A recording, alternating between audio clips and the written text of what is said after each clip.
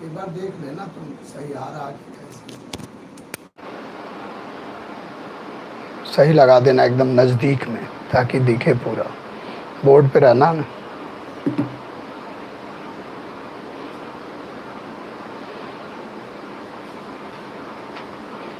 Ready? चलिए, आप सभी लोगों को नमस्कार। आ जाइए सभी लोग। सभी लोगों का स्वागत है आदरणीय मुख्यमंत्री जी के इस अद्भुत अभ्युदय योजना में। आप सभी लोगों का हार्दिक अभिनंदन और स्वागत करते हैं। सभी लोग आ जाइए। आज हम लोग कुछ बेसिक चीज़ों के बारे में बात करेंगे जो बिल्कुल आपको क्लियरिटी लाएगा। ये बहुत अच्छा हुआ कि हम लोग पूरा इतिहास पढ़ने के बाद हमें महसूस हुआ कि एक बार आपको लेखन के बारे में, इतिहास की क्या प्रासंगिकता है, what is the relevancy of history in UPSC, इतिहास की क्या महत्ता है। सिलेबस आप देखते हो तो सिलेबस रहता है entire concept of history and national movement. Syllabus को देखकर ऐसा नहीं लगता है कि सिलेबस को कैसे जो है देखा जाए, कैसे समझा जाए। लेकिन जब आप इतिहास के गहराइयों में जाते हो तो खो जाते हो कि कितना पार्ट है, कहाँ से कितना पढ़ें। ज़रूरी ये नहीं है कि कितना अध्ययन करें, ज़रूरी ये है कि किसको छोड़ें और किसको पढ़ें। ये बड़ी ढेर सारी उत्सुकताएं रहती हैं विद्यार्थियों में और बहुत बड़ा एक सिलेबस रहता है यूपीएससी का। बहुत बड़ा एक मतलब लगता है विद्यार्थी कैसे कवर करेगा। लेकिन आपको अगर होलिस्टिक व्यूज़ आप रखोगे और एक विषय के साथ ही साथ दूसरे विषय को आप लिंक करना सीखोगे, जैसे एंशिएंट से आप लिंक करते हो मेडिवल को, मेडिवल से मॉडर्न को, तो एक रेलिवेंसी आती है। इतिहास की एक उपादेयता सिद्ध होती है, इतिहास की एक उपयोगिता सिद्ध होती है। और आज हम लोग बड़े सौभाग्यशाली हैं कि पूरे इतिहास पढ़ने के बाद बेसिक्स ऑफ हिस्ट्री बताने जा रहे हैं। यानी कि कैसे आप क्लब करोगे, कैसे आप क्वेश्चन को जोड़ोगे। क्वेश्चन का जो टेल होता है ना, जो क्वेश्चन का लास्ट पार्ट होता है, जैसे विश्लेषण करिए, समालोचनात्मक परीक्षण करिए, मूल्यांकन करिए, प्रकाश डालिए, स्पष्ट कीजिए, उसका बहुत बड़ा रोल होता है। उसको समझना बहुत ज़रूरी है। आप देखते हो कि आपके पास जो कंटेंट रहता है उसी के अनुसार आप लिखना शुरू कर देते हो और इसलिए नंबर जो है वो प्रभावशाली नहीं मिलता। तो इसलिए हमें थोड़ा सा ध्यान देना है कि इतिहास को हम कैसे पढ़ेंगे, इतिहास क्या है, इतिहास का स्वरूप क्या है, इतिहास की वैज्ञानिकता क्या है और इतिहास की उपादेयता क्या है। What is the significance of history, what is the relevancy of history. और इतिहास को हम कैसे समझेंगे, क्योंकि इतिहास में तो सभी विषय समाया हुआ है। आप देखो भूगोल पर इसका बहुत प्रभाव है, ह्यूमैनिटी का विषय है और इसमें वैज्ञानिकता भी है, इसमें कला भी है, इसमें सब कुछ है। मतलब एवरीथिंग इज़ अवेलेबल। और इतिहास लेखन को देखा जाए जो जर्मनी में बड़ा प्रभावित रहा, और जबकि इतिहास के पिता आपके यूनान में हुए हेरोडोटस। जितने विषय हैं आप देखो, भूगोल के पिता, इतिहास के पिता, आप देखो सारे जो है फादर जो है, इनके जो जनक रहे, वो सबका संबंध आप देखोगे यूनान से। यानी कि यूनान कहीं ना कहीं जन्मस्थली के रूप में आ रहा। तो आज हम लोग देखेंगे कि बेसिक्स क्या है, यानी कि हिस्ट्री में जो पार्ट आपने पढ़ा उसको कैसे आप सजोगे या शुरुआत कैसे करोगे आप। इतिहास क्या है, एक बहुत बड़ी समस्या रहती है लोगों के सामने, एडीबीसी की समस्या, जिसको हम लोग बीसी कहते हैं, common era, before common era, after common era, B कहते हैं, बीसी कहते हैं, उसी को एडी और बीसी कहते थे हम लोग। बीसी का मतलब कि बिफोर क्राइस्ट। पहले हम लोग बिफोर कहते थे, अब क्राइस्ट से बिफोर कहते हैं, यीशु मसीह से पहले का समय, यानी कि बर्थ ऑफ यीशु मसीह। एक डिमार्केटिंग लाइन खींची गई और देखा गया कि हमारा कितना समय जो है एक तरह से कह लीजिए बीसी में गया और कितना एडी में है। उसके लिए एक डिमार्केटिंग लाइन खींची जाती है, क्योंकि इतिहास में जब तक काल का समय नहीं विकसित होगा चाहे किसी भी विषय में हो। आप देखो, time and tides wait for none. कहा जाता है ना कि history is a bridge between present and past.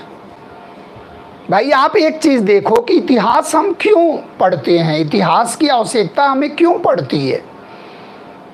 क्योंकि कहीं ना कहीं अतीत का, अगर अतीत के अवलोक में वर्तमान को हम नहीं प्रकाशित करेंगे तो भविष्य, फ्यूचर नहीं होगा। क्योंकि वर्तमान की कोई अपने आप में सत्ता नहीं है। अतीत है तो वर्तमान जीवंत है, और वर्तमान है तो भविष्य जीवंत है। यानी कि it was a unending dialogue between past and present. बहुत से इतिहासकार हैं, ईएचकार हैं, व्हाट इज हिस्ट्री लिखा इन्होंने, कॉलिंगवुड है, क्रोचे हैं, रेनियर हैं, पिरेने हैं, बहुत से इतिहासकार हैं, हेरोडोटस हैं, हिकेटियस हैं, जिनको भूगोल का भी पिता कहा जाता है, सिस्टमेटिक भूगोल का पिता एरेटोस्थनीज को कहा जाता है, जिन्होंने एक तरह से लैटिट्यूड, लॉन्गिट्यूड यानी कि ज्योग्राफिक का कॉन्सेप्ट जो है, भूगोल का शब्द देकर उसके कॉन्सेप्ट को पूरा किया, व्यवस्थित भूगोल का पिता। यानी कि अगर एक तरह से देखा जाए कि इतिहास की समझ को कैसे विकसित करोगे आप, आ रहा सही आ रहा, तो उसके लिए हम लोगों को क्या करना पड़ेगा कि एक गो थ्रू जाना पड़ेगा, और कैसे कैसे आप इसको समझोगे, एक फ्लो चार्ट के तहत इसको समझना पड़ेगा। एक तो बेसिक चीज़ें हैं इसमें, जैसे आप देखते हो कि इतिहास, और इतिहास को प्रायः आप जो है हिस्ट्री से मान लेते हो, हाई स्टोरी, इसको ऐसे ब्रेक कर दोगे हाई स्टोरी हो जाएगा।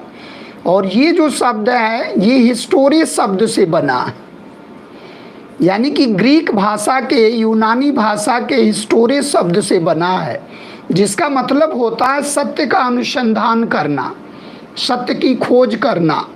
अब आप देखोगे कि इतिहास और इसमें भी अंतर है। ये स्टोरी दिख रहा है हाई स्टोरी, और हिस्टोरी से निकला है। It was ultimately originated from the term history, यानी कि इतिहास की उत्पत्ति जो है अलग है और हिस्ट्री की उत्पत्ति अलग है। और इसका मतलब क्या है कि सत्य का अन्वेषण करना, सत्य का अनुसंधान करना, सत्य की गवेषणा करना, सत्य की खोज करना। अब आप देखो कि सत्य की खोज करना और पूर्वाग्रहों से रहित होकर सत्य की खोज करना, प्रामाणिक तथ्यों के आधार पर, प्रामाणिक स्रोतों के आधार पर सत्य की खोज करना, कार्य और कारण के आधार पर सत्य की खोज करना, काल्पनिक आधार नहीं। यानी कि सोर्सेज क्या है आपके पास, आर्कियोलॉजिकल सोर्सेज हैं, लिटरेरी सोर्सेज हैं, फॉरेन सोर्सेज हैं। बेसिकली अगर देखा जाए तो sources divided into two parts, one is archaeological, another one is literature, और literature again divided into native and foreign literature. तो अगर निष्पक्ष इतिहास को जानना है और इतिहास को, घटनाओं को वेरीफाई करना है, तो वो वेरिफिकेशन, सत्यापन कहाँ होगा? वो जब तीनों तत्व, तीनों जो स्रोत उपलब्ध होंगे तब होगा। और वो तीनों स्रोत कहाँ उपलब्ध होंगे? वो प्री हिस्ट्री में नहीं होंगे, प्रोटो हिस्ट्री में नहीं होंगे, हिस्ट्री में होंगे। यानी कि कहा जाता है कि जहाँ मौन हो जाता है साहित्य, वहाँ पूरा तत्व शुरू हो जाता है। जहाँ जहाँ साहित्य मौन है, वहाँ वहाँ पूरा तत्व आपको देखने को मिलेगा। कॉलिंगवुड महोदय को देखोगे तो आप, कॉलिंगवुड महोदय ने क्या कहा कि all history is a history of thoughts, विचारों का इतिहास है। यानी कि अगर सबकी समीक्षा करो आप, रेनियर महोदय ने क्या कहा, पिरेने महोदय ने क्या कहा? पिरेने महोदय ने कहा कि it was the experience of deeds and achievements of the past of the human being, यानी कि मानव के कार्यों और एक तरह से कह लीजिए कि उपलब्धियों की कहानी है। सभ्य समाज में निवास करने वाले मानव के कार्यों और उपलब्धियों की कहानी है। लेकिन क्या ये समस्त मानव पर प्रकाश डालती है? जब इसके आलोचनात्मक पक्ष पर आप जाओगे तो देखोगे कि सभी लोग इसमें शामिल नहीं होते हैं। आप जितने भी इतिहास लेखन हुए उसमें आप देखो कि सबाल्टर्न हिस्ट्रियोग्राफी का अभाव है। इतिहास में आप देखोगे इंक्लूसिव स्टडी नहीं किया गया, होलिस्टिक व्यूज नहीं मिला। रंजीत गुहा ने बाद में आप देखोगे 1970-80 के दशक में आकर सबाल्टर्न हिस्ट्रियोग्राफी हुई। सबाल्टर्न हिस्ट्रियोग्राफी का मतलब जिसमें श्रमिक वर्ग है, जिसमें मजदूर वर्ग है, जिसमें निम्न वर्ग का इतिहास है, जिसमें एक तरह से कह लीजिए कि दबे लोगों का इतिहास है जो वंचित रह गए, यानी कि एक तरह से कह लीजिए मास पार्टिसिपेशन, उसी को हम लोग कहते हैं कि एक तरह से कह लीजिए जन सामान्य का इतिहास। आप कभी भी इतिहास लेखन में देखो तो लोग आरोप लगाते हैं कि ये जो है भारतीयों को हिस्ट्रियोग्राफी का लैक है, यानी कि भारत में इतिहास की चेतना नहीं रही है। और पहला जो ग्रंथ माना जाता है कि क्रमबद्ध और प्रमाणिक इतिहास का, वो कल्हड़ की राजतरंगिणी मानी जाती है, यानी कि जो कश्मीर का इतिहास है। और कल्हड़ ने लिखा भी है कि जिससे यानी कि वही इतिहासकार, वही कवि विद्वान, यानी कि एक तरह से जो है असली विद्वान है जो सत्य का निरूपण करता है और निष्पक्ष रूप से सत्य का लेखन करता है, वही कवि इतिहासकार जो है प्रशंसनीय है। और आप देखोगे हमारे यहाँ दरबारी इतिहास लेखन हुआ, पराश्रित इतिहास लेखन हुआ। इतिहास में एक तरह से कह लीजिए निरपेक्ष होकर अगर आप लिखोगे, जो है पराश्रित होकर लिखोगे, तो वो चीज़ें नहीं आएंगी। अब आईने अकबरी में अकबर को आप खोजोगे तो अकबर का असली चेहरा आईने अकबरी में नहीं दिखेगा। अगर प्रयाग प्रशस्ति का आप अध्ययन करोगे तो समुद्रगुप्त का असली चेहरा प्रयाग प्रशस्ति से नहीं मिलेगा, जबकि प्रयाग प्रशस्ति को आप आईना मानते हो, जबकि वो प्रशंसा के निमित्त है। जितनी प्रशस्तियां लिखी गई आप मैक्सिमम देखो, मंदसौर प्रशस्ति है, प्रयाग प्रशस्ति है, जितनी प्रशस्तियां हैं वो मार्ग प्रशस्त कर रही हैं। और जो दरबारी इतिहासकार है वो क्यों राजा की बुराई करेगा, वो क्यों सत्य का अनुसंधान करेगा? और अगर सत्य का अनुसंधान नहीं है तो इतिहास का असली स्वरूप मारा जा रहा। तो इस प्रकार से आप देखोगे जो लेखन की परंपरा है, अब इसको आप देखोगे तो ये तो इतिहास से बना है। धनास यानी कि 3 शब्दों के संश्लिष्ट समुच्चय का परिणाम है। यानी कि अतीत में ऐसा हुआ, यानी कि ये जो शब्द इतिहास है ये इतिहास, यानी कि आस इति में हो जाए और उसे हम प्रूफ कर दें। यानी कि अतीत का क्रमबद्ध, लिखित और वैज्ञानिक तार्किक बोधगम्य विवरण ही इतिहास है। यानी कि अतीत ही इतिहास नहीं है। अतीत का क्रमबद्ध वैज्ञानिक तार्किक विवरण इतिहास है।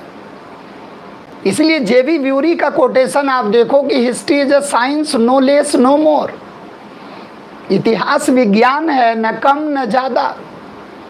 1903 में कैम्ब्रिज में दीक्षांत समारोह में जेवी व्यूरी ने लिखा, इतिहास को वैज्ञानिकता प्रदान करने का प्रयास किया।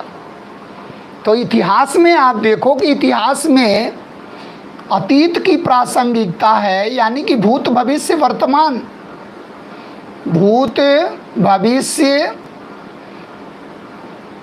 यानी कि वर्तमान और भविष्य, तीनों काल की प्रासंगिकता है। और इतिहास में अगर देखा जाए तो इसकी उपादेयता क्या है, ये समन्वय करता है तीनों काल में। क्योंकि आप पास्ट देखो, पास्ट, प्रेजेंट और future. Future is nothing but the accumulation of all today change into future. यानी कि सभी वर्तमान को मिला दिया जाए तो फ्यूचर बन जाएगा, और सभी अतीत को मिला दिया जाए तो वर्तमान बन जाएगा। तो वर्तमान की इमारत किस पे खड़ी है? अतीत की इमारत पर खड़ी है। और भविष्य का निर्माण किस पर होगा? वर्तमान पर होगा। लेकिन भूत तो लगता है अंधकारमय है, यानी कि आप भविष्य को देखो तो अंधकारमय लगता है, और वर्तमान जो है वो भार स्वरूप है। तो संतोष प्राप्त करने के लिए हमें किसका अवलोकन करना पड़ेगा? अतीत का। कॉलिंगवुड ने क्या बताया उत्पत्ति में कि मनुष्य एक चिंतनशील प्राणी है, मनुष्य एक विवेकशील प्राणी है। और विवेकशीलता मनुष्य को किसने दिया? इतिहास ने दिया। आप फ्रांसिस बेकन का कोटेशन देखो आप, history makes a nation wise, history makes a man wise. इतिहास लोगों को विवेक देता है, इतिहास भविष्य के प्रति लोगों को सजग करता है। भाई प्रथम विश्व युद्ध का परिणाम क्या रहा? द्वितीय विश्व युद्ध का कारण बना। आपने देखा कि 1918 से जो संचित गतिविधियां चल रही थी, जो उसका परिणाम निकला वही उसका कारण बन गया, जर्मनी, जापान, इटली के द्वारा। और 1930 के दशक में आप देखो पूरे विश्व को बारूद के ढेर पर खड़ा कर दिया, चिनगारी लगाने का काम हुआ, और वो जर्मनी ने पोलैंड पर अटैक कर दिया, हो गया चिनगारी लगाने का काम। यानी कि एक तरह से इतिहास जो है कभी भी आप देखो तो वो कहीं ना कहीं अतीत के अवलोकन में है, अतीत के आलोक में है। लेकिन सभी लोगों को इतिहास में रखा जाए ऐसा भी नहीं हुआ। जो लीडरशिप रही, जिनका नेतृत्व रहा, उसको आधार बना के इतिहास लिख दिया गया। और इतिहास में भी आप देखो जैसे पॉलिटिकल हिस्ट्री है, सोशल हिस्ट्री है, इकोनॉमिकल हिस्ट्री है, यानी कि सारे सब्जेक्ट। इतिहास को कहा जाए कि ये रेलगाड़ी का क्या है? एक इंजन है जिसमें सभी डिब्बे लगे हुए हैं। इकोनॉमी का भी डिब्बा है, उसी में पॉलिटिकल साइंस का भी है, उसी में सब हैं। यानी कि उस गाड़ी में आप देखोगे कि सोशियो पॉलिटिकल सारे सर्वेक्षण है। इतिहास के ही आधार पर आप देखोगे सारे विज्ञान टिके हुए हैं। सभी विज्ञानों की जननी, सभी विषयों की जननी इतिहास को माना जाता है, जिसको भूगोल ने सबसे ज्यादा प्रभावित किया। इसलिए भूगोल की उपादेयता बहुत ज्यादा इतिहास में है। भाई हम लोगों का भूगोल आप देखो प्रायद्वीपीय भारत है नीचे से, तो जितने आक्रमण हुए सब पश्चिमोत्तर क्षेत्र से हुए, क्योंकि इधर पूर्वोत्तर क्षेत्र में आप जाओगे तो गारो खासी और अराकान योमा, गारो खासी जयंतिया की पहाड़ियां हैं, उधर से आ नहीं सकता व्यक्ति। ऊपर जाओगे आप तो greater Himalaya, lesser Himalaya, Shivalik range हैं, उधर से आ नहीं सकता है। इसका मतलब दर्रे क्या बने? दर्रे व्यापार वाणिज्य का भी साधन बने, दर्रे आवागमन का साधन बने।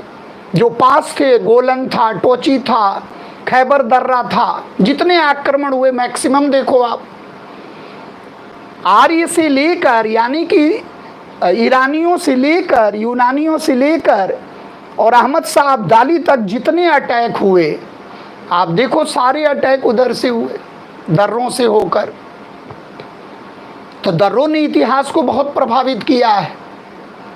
हमारा जो प्रायद्वीपीय भारत था, नौसेना में प्रबल थे यूरोपीय, इसलिए प्रायद्वीपीय भारत में पहले आके अपनी सत्ता पर काबिज किए, चाहे वो पुर्तगाली हो, चाहे डेनिश हो, स्वीडिश हो, अंग्रेज हो, फ्रेंच हो, क्योंकि नेवी इनकी स्ट्रांग थी, इसलिए प्रायद्वीपीय भारत में आके व्यापार वाणिज्य की शुरुआत किए। तो कहीं ना कहीं इतिहास और भूगोल का अंतर संबंध है, इस बात को भी हमें समझना है पूरा। और एक फ्लो चार्ट आपके दिमाग में आ गया तो आप इतिहास पढ़ने के बाद जब भूगोल पढ़ते हो तो वो चीज़ें याद आती हैं, और जब संविधान पढ़ते हो तो वो चीज़ें याद आती हैं। आप देखो कल के टॉपिक में आप देखो संविधान सभा में जब हम लोग जा रहे थे तो पहली बैठक हुई, लास्ट बैठक हुई, लास्ट बैठक में आप देखो कितने लोग थे, 284 लोग थे जो संविधान पर साइन किए, गणराज्य बन गया। यानी कि संविधान सभा जो है संसद का भी काम करती थी, कार्यपालिका का भी काम करती थी। तो जब लेजिस्लेटिव काम करती थी तो जीबी मावलंकर उसकी अध्यक्षता करते थे, और जब एग्जीक्यूटिव काम करती थी तो आप देखो राजेंद्र प्रसाद उसकी अध्यक्षता करते थे, डॉक्टर राजेंद्र प्रसाद। यानी कि दो प्रकार का कार्य था, एक तो संविधान निर्माण का कार्य और एक विधायिका का कार्य। तो जब संविधान निर्माण का कार्य होता था तो डॉक्टर राजेंद्र प्रसाद प्रेसाइड करते थे, और जब एग्जीक्यूटिव यानी कि जब लेजिस्लेटिव कार्य करती थी संविधान सभा, जैसे आपने देखा ना कि इलेक्शन कब होगा, हमारी लोकसभा राज्यसभा कब गठित होगी, 1952 में, लेकिन संशोधन तो हो गया 1951 में। यानी कि 1951 में जो पहला संशोधन हुआ उसको किसने किया, हमारी संविधान सभा ने किया। तो दो दो भूमिका है, दो दो रोल उसके हैं। तो हमें अपने दिमाग को खोल कर बिल्कुल पढ़ना है, सारे ऑप्शंस को लेना है, यानी कि उसका ऐतिहासिक सर्वेक्षण भी करना, उसका भौगोलिक सर्वेक्षण भी करना, उसका एक तरह से वैज्ञानिक सर्वेक्षण भी करना, सभी पॉइंट से उसको देखना, और तभी आप निबंध लेखन में सफल हो पाओगे। तभी आपका नीति मीमांसा का एक पेपर है उसमें सफल हो पाओगे, इथिक्स का पेपर है। यानी कि निबंध लेखन, इथिक्स और सोसाइटी और आईआर। भाई आईआर क्या है, अगर आप वर्ल्ड हिस्ट्री को करेंट से जोड़ दो तो वही आईआर बनता है, इंटरनेशनल रिलेशनशिप बनता है। चाहे जितने भी हों, सार्क हो, नाफ्टा हो, साफ्टा हो, वर्ल्ड बैंक हो, जितने भी आपके आए, ब्रिक्स हो, आसियान हो, G20 हो, G7 हो, यानी कि जितने भी आए आप देखो, जितने भी संगठन वर्ल्ड लेवल के हैं, ये कहीं ना कहीं किसको प्रभावित करते हैं, इतिहास पर प्रभाव डालते हैं। तो अब आप देखो कि भूत, वर्तमान और भविष्य। अब यहाँ आप कह रहे हो कि भविष्य जो है अंधकारमय है, वर्तमान भार स्वरूप है, इसलिए संतोष प्राप्त करने के लिए हमें अतीत में जाना है। यानी कि अब आप देखो कि अतीत में जाना है, यानी कि भूत में जाना है, तो अतीत में कहाँ जाओगे आप, अतीत से सीख लेना और भविष्य को दे देना और वर्तमान में रहना। अब इतिहास का अतीत आप खोजो कहाँ तक जाएगा, यानी कि 4.8 पे देखा जाए तो भूगोल यानी कि भूगर्भिक इतिहास आ जाएगा, पृथ्वी का भूगर्भिक विकास आ जाएगा। 4.5 में देखोगे तो भूगोल के हिसाब से आ जाएगा। 4 अरब अगर आप देखोगे तो इतिहास के हिसाब से आ जाएगा। यानी कि हमारे पृथ्वी की कहानी देखा जाए तो ये शुरू हो जाती है। यानी कि जियोलॉजिकली अगर पृथ्वी की कहानी देखा जाए और यूरेनियम लेड मेथड से इसको निकाला जाए तो 4.8 अरब वर्ष पहले, 4.5 अरब वर्ष जियोग्राफिकली अगर देखा जाए भूगोल की संरचना जो है। यानी कि आप जब पढ़ते हो आर्कियोजोइक है, पैलियोजोइक है, मेसोजोइक है, सीनोजोइक है, नियोजोइक है, उसमें आप सारी उत्पत्ति को पढ़ते हो। पहले जलचर पढ़ते हो, फिर उभयचर पढ़ते हो, फिर नभचर भी आ जाते हैं। यानी कि अगर उस एंगल को देखा जाए तो Ira's change into epoch and epoch ultimately change into period. यानी कि महाकल्प किस में बटेगा, कल्प में, और कल्प किस में बटेगा, शकों में बटेंगे।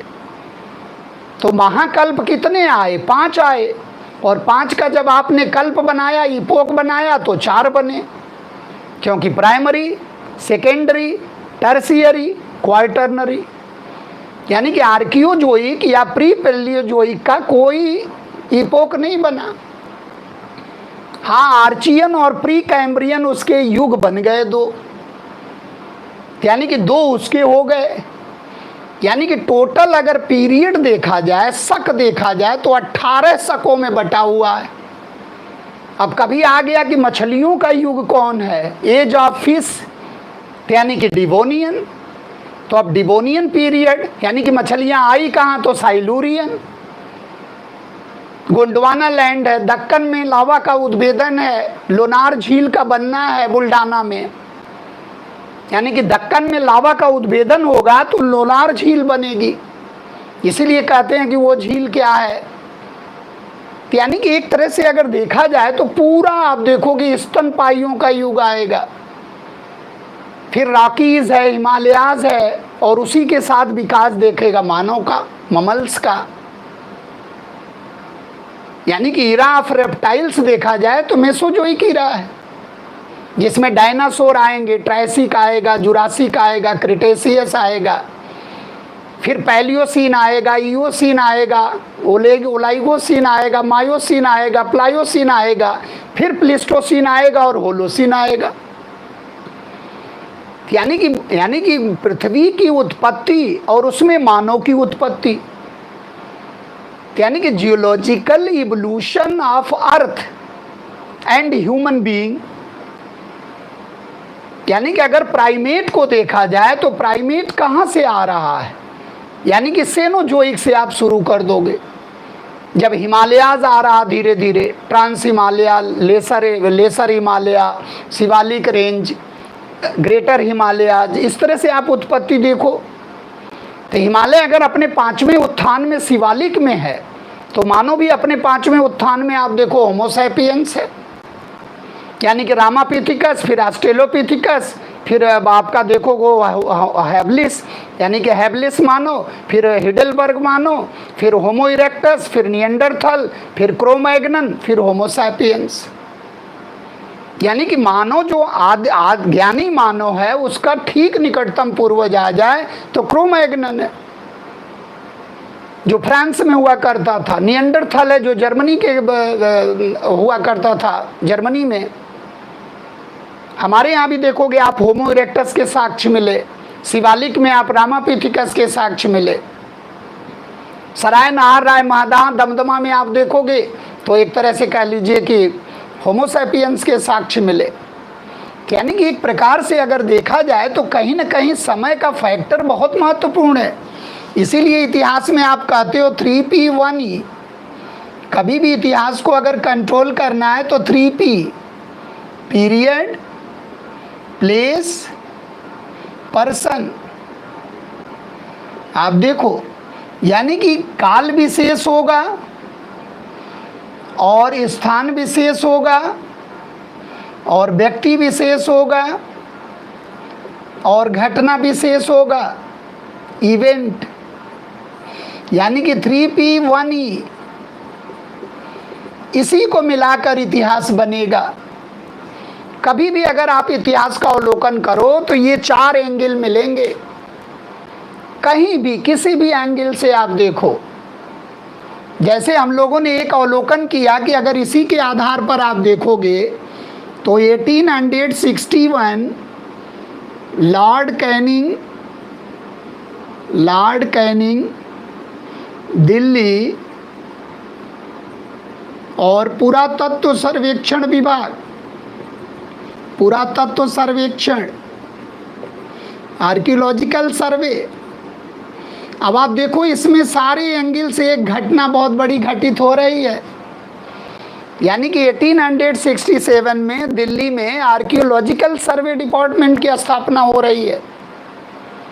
भारतीय पुरातत्व सर्वेक्षण अस्तित्व में आ रहा है और एलेक्जेंडर कनिंघम इसके जो है बन रहे हैं पहले महानिदेशक, और 1971 में यह एक स्वतंत्र विभाग के रूप में आ रहा है, जो लॉर्ड कर्जन के प्रयासों से आगे चल के स्थायी विभाग हो जा रहा। और लॉर्ड कर्जन के ही समय में आप देखोगे जॉन मार्शल आएंगे, जिनके देख रेख में हड़प्पा और मोहनजोदड़ो की खुदाइयाँ होंगी। यानी कि John Marshall was the second director general of archaeological survey department and Alexander Cunningham was the first director general. तो Alexander Cunningham was known as the father of Indian archaeology. यानी कि भारतीय पुरातत्व का जनक अगर पूछा जाए कौन है तो एलेक्जेंडर कनिंघम। एलेक्जेंडर कनिंघम का नाम आप देखो बहुत जगह आता है, खुदाइयों में आता है, जो नगरों को अस्तित्व में लाए। विलियम जोन्स को जानना है, विल्किंस को जानना है, जो श्रीमद् भागवत गीता का आप सोचो अंग्रेजी में अनुवाद किया, Asiatic society of Bengal, William Jones. और उसकी प्रस्तावना किसने लिखा? वॉरेन हेस्टिंग ने लिखा। तो इन चीज़ों का समझ हमें विकसित होगा तो हम उसको जोड़ेंगे, और अगर हमारे अंदर जोड़ने की कैपेसिटी आ गई तो आप समझ लो इतिहास फ्लो में आ जाएगा। क्योंकि इतिहास सत्य का अनुसंधान है, उसमें कार्य कारण संबंध दिखेंगे, उसमें प्रामाणिकता के आधार पर उसको प्रूफ करना पड़ेगा। किसी चीज़ को आप केवल लिख दोगे और उसके पीछे प्रमाण नहीं दोगे तो वो बात जो है यानी कि एक तरह से सत्य से परे हो जाएगी। कोई भी घटना है, जैसे आप देखो मेगास्थनीज भारत का विजिट करता है और कहता है भारतीय समाज 7 वर्गों में विभाजित है, कहता भारत में दास प्रथा नहीं है, भारत में अकाल नहीं पड़ते थे, जबकि स्वगौरा और महास्थान का अभिलेख कहता भारत में अकाल पड़ते थे। अन्नागार का चित्र मिला है, अन्नागार का उल्लेख मिला है। तो अगर अन्नागार है, ग्रेनरीज है, तो इसका मतलब अकाल पड़ते थे। सिंधु घाटी के सभ्यता में देखो आप, अन्नागार वाली सभ्यता है। यानी कि वो जो प्रूफ है, वो जो फॉरेन अकाउंट है, वो कहीं ना कहीं क्रॉस हो जाता है, और जब क्रॉस हो जाता है तो उसमें सत्यता का उतना पुट नहीं है। उसके दृष्टिकोण से उस एरिया में रहा होगा, अकाल नहीं पड़ा होगा। उसके दृष्टिकोण से देखा जाए तो यूनान जैसा दास हमारे यहाँ नहीं था। लेकिन अगर कहा जाए कि भारत में दास प्रथा नहीं थी तो ये सत्य से परे है, क्योंकि भारत में तो शुरू से दास प्रथा थी। मोहनजोदड़ो में आप देखो कि जो बहुमंजिली इमारतें बनी थी, अगर नौकर चाकर नहीं होते, सामूहिकता नहीं होती, सामाजिकता नहीं होती, तो कैसे उसका रख रखाव होता। यानी कि आर्कियोलॉजी भी गुत्थियों को सुलझाता है, और आर्कियोलॉजी में प्रामाणिकता ज़्यादा है, क्योंकि पूर्वाग्रह वहाँ सबसे कम है। अशोक के अभिलेख आज भी देखो बताते हैं अपनी कहानी, यानी कि जीवंतता को आज भी प्रमाणित करते हैं। तो इतिहास यानी कि अतीत के अवलोक में वर्तमान को प्रकाशित करना है और भविष्य के लिए दिशा निर्देश देना है। तो अब आप देखो कि इस एंगल से अगर आप देखोगे तो 1861 में ब्रिटिश भारत के पहले वायसराय लॉर्ड कैनिंग के समय में दिल्ली में भारतीय पुरातत्व सर्वेक्षण की स्थापना कर दी गई। अब इसमें पीरियड भी इन्वॉल्व हो गया, प्लेस भी इन्वॉल्व हो गया, पर्सन भी इन्वॉल्व हो गया, और एक बहुत बड़ी घटना भी हो गई।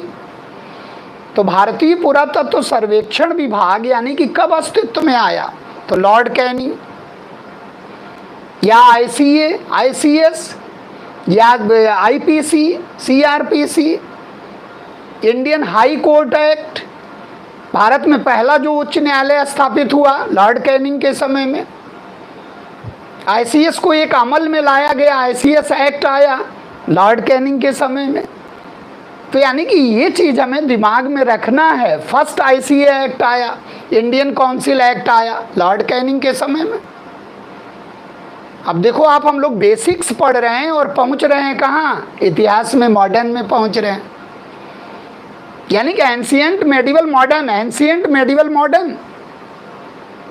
IAS में क्वेश्चन आता है कि समाज में लोग कैसे अपने तौर तरीकों को बदलते हुए, यानी कि आप देखोगे पशु चारक से कैसे सामाजिक प्राणी बना मानव, उसको अनुरोखित करना पड़ेगा, उसको दिखाना पड़ेगा कि मानव तो पहले प्रकृति के ऊपर निर्भर था, जलवायु परिवर्तन हुआ, टूल टेक्नोलॉजी परिवर्तन हुआ, सामूहिकता आई, समूह में रहने लगा, भाषा का डेवलपमेंट हुआ, समुदाय बना, समुदाय से समाज बना, और समाज से आप देखोगे धीरे धीरे फिर जो है मनुष्य के द्वारा यानी कि व्यक्ति के द्वारा राज्य का भी निर्माण कर लिया जाएगा। यानी कि व्यक्ति यानी कि man is prior to society as well as state. यानी कि व्यक्ति को आप देखोगे, व्यक्ति समाज का भी निर्माण करेगा और समूह का भी निर्माण करेगा और समुदाय का भी निर्माण करेगा, और उसी में बोलचाल में भाषा का विकास होगा। तो ये चीज़ों को हमें ध्यान में रखना है कि अगर इस तरह से देखा जाए। लेकिन आप जो पढ़ते हो मॉडर्न में, जो नव पाषाण काल भारत में पढ़ते हो, वो 7000 BC से पढ़ते हो, और 7000 BC से 0 और 0 से 2021। अब आप देखो यहाँ माइनस में चल रहे हो आप, माइनस माइनस माइनस माइनस, और यहाँ से इधर प्लस में हो जाओगे, plus plus plus plus plus. अब आप देखो कि अगर यीशु मसीह के डेट ऑफ बर्थ को 4 BC माना जाए, 4 BC है यीशु मसीह का डेट ऑफ बर्थ, तो अगर यहाँ से पूछा जाए कि आज से कितना वर्ष पहले यीशु मसीह का जन्म हुआ, तो 2021 में 4 जुड़ जाएगा, यानी कि 2025 वर्ष पहले। इसमें कुछ नहीं करना है, कोई डाउट नहीं है। इतिहास में जब आप फ्लो चार्ट बनाओगे तो इसमें आ जाओगे आप। यानी कि अगर इसको देखा जाए कि एक जीरो, जबकि जीरो यहाँ नहीं है, जीरो की संकल्पना आप देखोगे तो गुप्त काल में आएगी, आर्यभट्ट ऑनवर्ड आएगी, और गुप्त काल जीरो के आसपास है ही नहीं है, माइनस प्लस में। यानी कि यीशु मसीह के अगर देखा जाए तो 4 ईसा पूर्व में यीशु मसीह का जन्म हुआ और 31 ईयर्स ये जिंदा रहे, और 31 ईयर्स जिंदा होंगे तो यानी कि 27 AD में इनका क्रूसीफाइड होगा, और 27 ईस्वी सन में इनको जो है क्रूसीफिकेशन होगा। तब ईसाई क्या मनाएंगे? गुड फ्राइडे मनाएंगे, और फिर ये जो है संडे के दिन पुनर्जीवित हो जाएंगे, तो उसको क्या कहते हैं? Easter day. यानी कि Christian celebrate Good Friday on the occasion of crucifixion of Jesus Christ in 27 AD। AD मतलब Anno Domini in the year of Lord. AD not stands for after death, AD stands for Anno Domini in the year of Lord. यानी कि एक basic concept लेके चलना है। थोड़ा अटपटा इसलिए लग रहा है कि जीरो से नहीं कैरी ऑन कर पा रहे हो, क्योंकि जीरो जो है घटना शून्य है, जीरो में कोई घटना नहीं हो रही है। अगर एक राजा जो है 4 BC में सिंहासन पर बैठ रहा है और 4 AD में उसकी डेथ हो जा रही है, तो जाहिर सी बात है कि वो 8 ही वर्ष तक तो शासन किया। अब एक बड़ा खूबसूरत क्वेश्चन आता है, आप देखो इसको, यानी कि आज को अगर आप विक्रम संवत में बदल दो, वर्तमान को विक्रम संवत में बदल दो, तो नतीजा क्या आएगा? विक्रम संवत -57। यानी कि अब आप सोचो कि अगर कोई आपसे कहे कि उज्जैन के स्थानीय राजा विक्रम के द्वारा विक्रम संवत चलाया गया, विक्रम ईरा चलाया गया, कब चलाया गया, तो आप क्या कहोगे? 57 ईसा पूर्व। यानी कि आज से कितना वर्ष पहले, अब देखो आप, आज से कितना वर्ष पहले, यानी कि 2078 वर्ष पहले। यानी कि अगर आज से पूछ रहा तो ये माइनस प्लस हो जाएगा और प्लस 57 हो जाएगा, यानी कि 2078 वर्ष पहले। तो आप देखते हो कैलेंडर जब आप पढ़ते हो या न्यूज़पेपर वगैरह पढ़ते हो, तो उसमें देखते हो विक्रम ईरा, शक ईरा, हिजरी संवत। यानी कि अगर आपको गणना क्लियर नहीं है, काल का ज्ञान नहीं है, तो इन सब चीज़ों का बोध नहीं हो पाएगा। आपसे कोई पूछता है सिंधु घाटी की सभ्यता में, यानी कि एक तरह से सिंधु घाटी के सभ्यता में वो पूछ रहा है कि क्या वहाँ जो है एक तरह से कह लीजिए तंबाकू की खेती होती थी, और आपको मालूम है कि तंबाकू एक तरह से कह लीजिए कि जहांगीर के समय में आ रहा, या पुर्तगीज लेकर आ रहे हैं। आप देखो, यानी कि अगर पुर्तगीज कोई फसल लेके आ रहे हैं और उसको आप देख रहे हो, तो पुर्तगीज कहाँ है? 1498 AD और 1498, और हम लोग पूछ रहा क्वेश्चन कहाँ? सिंधु घाटी के सभ्यता में। यानी कि बढ़ते हुए क्रम में हम लोगों ने कितना समय निकाला है? 2021 वर्ष। और आज से कोई 2500 वर्ष पहले की घटना या 3000 वर्ष पहले की घटना है, तो हमें BC में जाना ही जाना पड़ेगा। अगर ये क्वेश्चन आप दिमाग में रखना और इसको निकालना, यानी कि अगर वर्तमान को विक्रम संवत में बदला जाए तो नतीजा क्या होगा, तो 2021 में जुड़ जाएगा 57। अब आप देखो दूसरा, 2-4 संवत आपको याद करना पड़ेगा। अब 0 से जब आप इधर की तरफ बढ़ रहे हो तब आपको मिल रहा +58, और इसको कहेंगे क्या, शक संवत। ये 2 संवत तो याद ही होना चाहिए। और शक संवत कब शुरू की गई, जब कुषाण वंश के राजा कनिष्क का राज्याभिषेक हुआ 78 AD। यानी कि 78 AD कहाँ मिलेगा, 0 से जब डाउनवर्ड आप चलोगे, यानी कि आप 0 से डाउनवर्ड चले तो 78 मिला, और ये है 2021।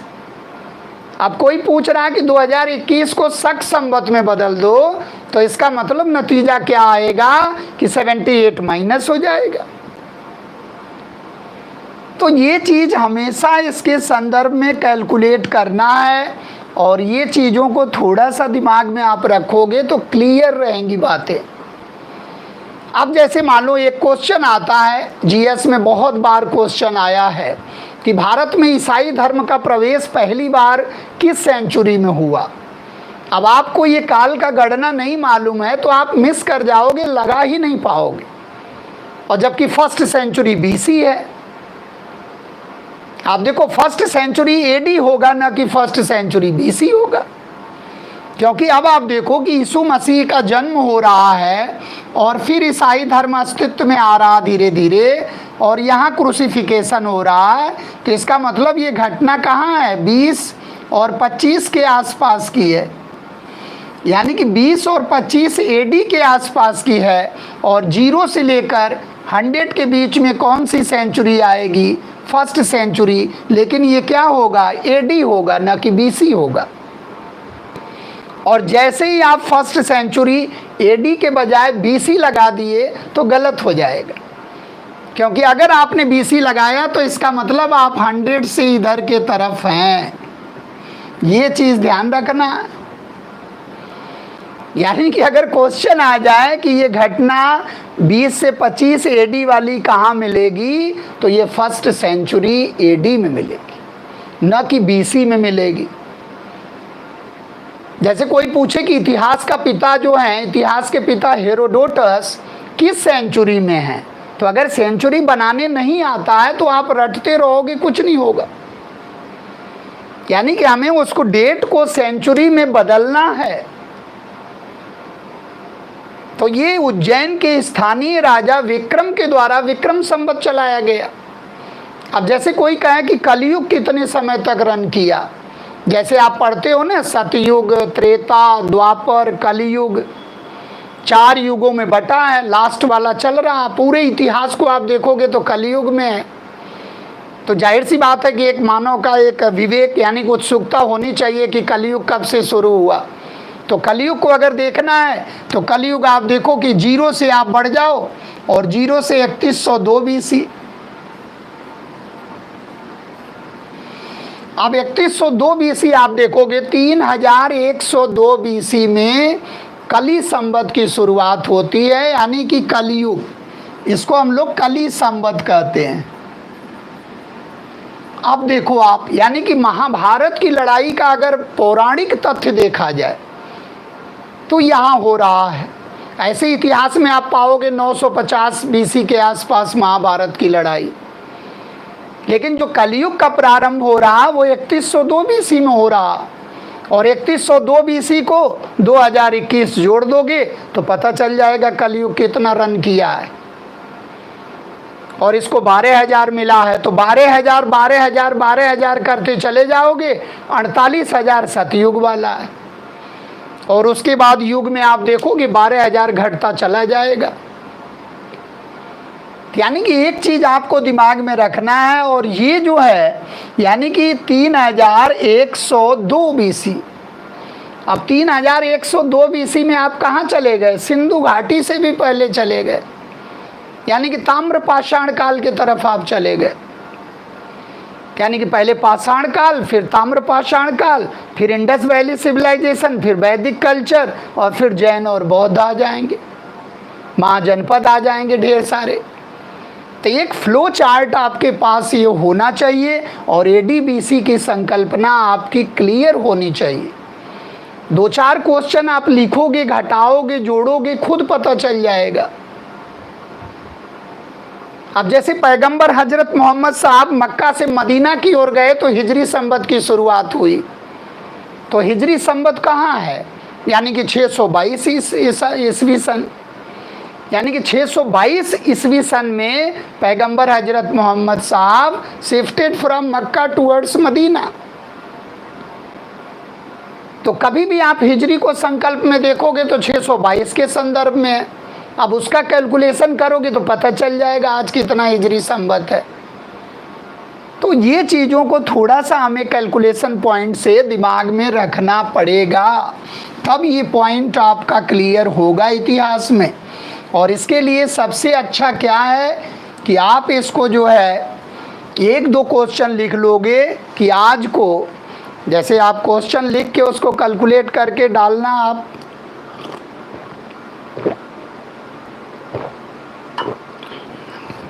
जैसे क्वेश्चन है कि यदि 2021 को विक्रम संवत में बदल दिया जाए तो परिणाम क्या आएगा। एक माइनस वाला लिख लो, एक प्लस वाला लिख लो। और यदि शक संवत को 2021 में बदल दिया जाए तो परिणाम क्या आएगा। तो वो ये नहीं पूछेगा कि वो उसका कितना है, वो ये पूछेगा शक विक्रम पूछेगा। आपको याद होना चाहिए संवत, तभी कर पाओगे आप, नहीं तो नहीं कर पाओगे। अब इसके बाद आपकी एक रोचकता है कि इतिहास को हम कितने भागों में बांटें। तो आप यहाँ एक चीज़ दिमाग में रखना है कि इतिहास का विभाजन आप कैसे करोगे, क्योंकि इतिहास को हम लोग विभाजित तो कर नहीं सकते हैं। जेम्स मिल को आपने देखा है कि हिस्ट्री ऑफ ब्रिटिश इंडिया में उसने क्या किया, एक हिंदू काल बता दिया, एक मुस्लिम काल बता दिया और अपने वाले को मॉडर्न इंडिया बता दिया। अपने वाले को ईसाई काल नहीं कह रहा, अपने वाले को कह रहा क्या, it was a modern India. और प्राचीन वाले को कह रहा ये हिंदू काल और बीच वाले को कह रहा ये मुस्लिम काल है। जेम्स मिल का नाम आप जानते हो, हिस्ट्री ऑफ ब्रिटिश इंडिया में उसने विभाजित किया। लेकिन इस तरह का काल विभाजन हम लोग नहीं स्वीकार करते हैं। इतिहास में कोई शार्प लाइन नहीं है कि यहाँ से मिडिवल शुरू हो गया, यहाँ से मॉडर्न शुरू हो गया। यानी कि जब निरंतरता में परिवर्तन दिखाई देगा, जब निरंतरता में आमूल चूल परिवर्तन दिखाई देगा, तब उसको कहोगे आप कि अब यहाँ से पीरियड बदल रहा। नहीं, निरंतरता तो रहेगी ही। आप बताओ, अगर प्राचीन परंपराओं में, अगर परंपराओं में परिवर्तन न दिखाई दे तो आधुनिकता का जन्म ही नहीं होगा। तो मूल साचा कहाँ है? परिवर्तन। इतिहास को परिभाषित करना बहुत आसान है, लेकिन इतिहासकारों ने उसे बना दिया। इसीलिए आप देखोगे कि एक इतिहासकार हैं जो है कार्ल पामर करके हैं, उन्होंने लिखा है कि इतिहास का अपना कोई अर्थ नहीं होता है, उसे इतिहासकार अर्थ प्रदान करता है। जिस एंगल से उसे दे दे उस एंगल से वो इतिहास बन जाएगा। कोई कह रहा मनुष्य के कार्यों और उपलब्धियों की कहानी है, कोई कह रहा सभ्य समाज में निवास करने वाले मनुष्य के कार्यों और उपलब्धियों की कहानी है, कोई कह रहा है कि इतिहास सदैव समसामयिक होता है। भाई आप क्रोचे महोदय को, जो इटालियन दार्शनिक हैं क्रोचे, उनको आप पढ़ो तो उन्होंने कहा क्या कि हिस्ट्री इज ऑलवेज करेंट। इतिहास सदैव आज में जीता है, इतिहास सदैव समसामयिक होता है। क्योंकि जैसे ही आप तीसरे विश्व युद्ध का नाम लोगे, दोनों विश्व युद्ध सामने आ जाएंगे। तो history is always current, history is always contemporary. हमेशा इसमें करेंट आप देखो तो करेंट, जैसे ही चंपारण का नाम लिए गांधी जी अलाइव हो गए, जैसे ही क्विट इंडिया मूवमेंट का नाम लिए डू और डाई नारा अलाइव हो गया, समानांतर सरकारें अलाइव हो गई, भूमिगत आंदोलन अलाइव हो गया, पूरी तस्वीर आपके सामने आ गई। यानी कि in past everything is present. अतीत को तो हम कह रहे हैं ना कि अतीत के आलोक में हम वर्तमान में परीक्षण कर रहे हैं ताकि सुखद भविष्य का निर्माण करें। इसलिए इतिहास को अगर देखा जाए तो इतिहास में सत्यम, शिवम और सुंदरम का समन्वित रूप दिखाई देता है। सत्यम, शिवम और सुंदरम सत्य ही शिव है, शिव ही सुंदर है। यानी कि लोक कल्याणकारी राज्य की जो अवधारणा आई वो कहीं ना कहीं इतिहास के इस संदर्भ को बखान करती है। और आज आप देखो पूरा विश्व क्या है, लोक कल्याणकारी अवधारणा पर टिका हुआ है, चाहे वो लोकतांत्रिक हो चाहे राजतंत्र हो। जैसे हमारा डीपीएसपी है, लोक कल्याणकारी स्वरूप को लिए हुए। तो इस प्रकार से अगर देखा जाए तो इतिहास का विभाजन आप किस आधार पर करोगे? एक तो समय जान लें हम, भाषा और साहित्य जान लें, लिपि जान लें, लिपि को जान लें, समय को जान लें और स्रोत को जान लें, तो हम इसे विभाजित कर सकते हैं। यानी कि लिपि के आधार पर, और लिपि आप देखोगे लिखने का ढंग है 64 प्रकार से लिखा गया है, और लिपि को भाषा से मिला दिया जाए तो साहित्य का निर्माण हो जाएगा। यानी कि there are 3 types of parameter on which we classified entire history into so many parts. यानी कि हमारे पास पैरामीटर क्या है, हमारे पास विभाजन का मानदंड क्या है? हमारे पास विभाजन का मानदंड यही है, लिपि को जान लें हम कि निरक्षर है कि साक्षर है। भाई अब आप बताओ कि समाज जो जैसे कहते हैं ना, सभ्य समाज में निवास करने वाले मानव के कार्यों और उपलब्धियों की कहानी है, तो इसका मतलब कि जो जंगली समाज है उसका इतिहास नहीं है क्या? उसका भी इतिहास है। आप देखो पढ़ते नहीं हो आप, एक तरह से कह लीजिए शुरू से अगर देखा जाए तो पूरी प्राइमेट की कहानी अगर आप पढ़ो तो मैक्सिमम कहानी गुजर जाएगी, तब इतिहास शुरू होगा। यानी कि निएंडरथल को आप पढ़ो, निएंडरथल की कहानी पढ़ोगे आप, होमो इरेक्टस की कहानी पढ़ोगे तो आग का अस्तित्व आ जाएगा। लेकिन हम लोग प्रयोग करते हैं कि आग का प्रयोग कब शुरू हुआ? नवपाषाण काल में शुरू हुआ। तो इसको अगर इस आधार पे विभाजित किया जाए तो इसको कहा जा सकता है कि जो पहला इतिहास है उसको हम लोग प्राक इतिहास कहते हैं। प्राक इतिहास। First part of history is known as prehistory, और second part of history is known as protohistory, आदि इतिहास। आदि इतिहास। And the third part is known as history, इतिहास। अब आप देखो इस आधार पर विश्लेषण करो आप। यानी कि अगर आप देखो इसको कि 7000 से लेकर अप्रॉक्सीमेटली 7000 BC से लेकर 2500 BC तक इसे मान सकते हैं, 2500 से लेकर 600 BC तक इसे मान सकते हैं, और 600 से लेकर टिल टुडे 2021 तक इसे मान सकते हैं। अब आप देखो कि history divided into 3 parts. Part 1 is known as pre, part 2 is known as proto, and the last one is known as history. अब देखो अब, यानी कि प्राक इतिहास किसे कहेंगे, इन मानदंडों पर आप इसको देख लोगे। यानी कि प्री हिस्ट्री किसे कहोगे आप, जब आप किस पर निर्भर हो, केवल आर्कियोलॉजिकल सोर्सेस पर निर्भर हो। यानी कि यहाँ जो है पुरातात्विक विवरण ही है, साहित्य का निर्माण नहीं हुआ है। यानी कि यहाँ आप एक तरह से देखो कि एक तो समय क्लियर है, लिपि का ज्ञान है कि नहीं, तो लिपि का ज्ञान ही नहीं है, यहाँ लिपि है ही नहीं। यानी कि लेखन शैली डेवलप नहीं हुई। और मनुष्य साक्षर कब माना जाएगा, जब लिखना पढ़ना दोनों जाने, यानी कि लिखना जाने। लिखने में पढ़ना है, पढ़ने में लिखना नहीं है। यानी कि the way of writing is called script. और ललित विस्तार एक ग्रंथ है बौद्ध धर्म का, जिसमें 64 प्रकार से मानव ने लिखा है, 64 प्रकार की लिपियों का वर्णन है। जैसे आप देखते हो कि संस्कृत भाषा है तो उसकी कहीं ना कहीं कोई ना कोई तो स्क्रिप्ट होगी। तो संस्कृत भाषा है तो ब्राह्मी लिपि है, देवनागरी जो है लिपि है तो उसकी कोई ना कोई यानी कि भाषा होगी, यानी कि हिंदी भाषा है, देवनागरी उसकी लिपि है। यानी कि एक प्रकार से देखा जाए, जैसे आप उर्दू को देखो तो उर्दू क्या है? Urdu is merely a language, और उसकी लिपि क्या है? फारसी या खरोष्टी। और फारसी क्या है? खुद में भाषा है और लिपि है। इसी आधार पर आपने देखा कि अशोक के टोटल अभिलेख जब आप देखोगे तो 4 लिपि 3 भाषा में है, लेकिन अशोक के अधिकांश अभिलेख जो है वो प्राकृत भाषा में है और ब्राह्मी लिपि में। तो ये समझ विकसित होना चाहिए कि कैसे हम इसका डिवीज़न करेंगे। तो जो प्राक इतिहास है इसमें हम लोग 2 टॉपिक का अध्ययन करते हैं।